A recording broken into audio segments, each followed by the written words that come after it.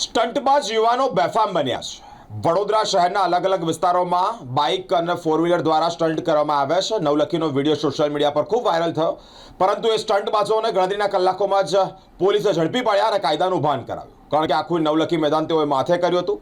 જાહેરનામાનો ભંગ કર્યો, પોલીસની પરવાનગી વિના ડ્રોન ઉડાવ્યા, અનેક ગુના આચર્યા। આ સ્ટંટબાજોને ગણતરીના કલાકોમાં જ પોલીસે ઝડપી પાડ્યા છે। તે અંતર્ગત વિશેષ માહિતી ટ્રાફિક વિભાગના એસીપી DM વ્યાસે વિશેષમાં આપી છે।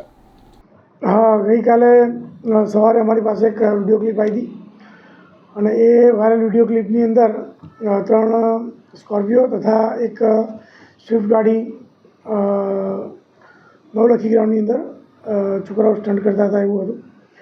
એ વિડીયો આધારે અમે નંબર ઉપરથી એ લોકોને વારાફરતી બોલાવ્યા હતા અને એ લોકોએ જે સ્ટન્ટ કર્યા હતા એ બદલ એમની ગાડીઓને ડિટેન કરવામાં આવી, એમના વિરુદ્ધ કાર્યવાહી કરવામાં આવી, આરટીઓનો મેમો આપવામાં આવ્યો અને ફરીથી એ લોકો આવું નહીં કરે એ માટે એમને માફી પણ મંગાવડાવી, એમનો ઉપદેશ પણ કરી સ્વેચ્છાએ।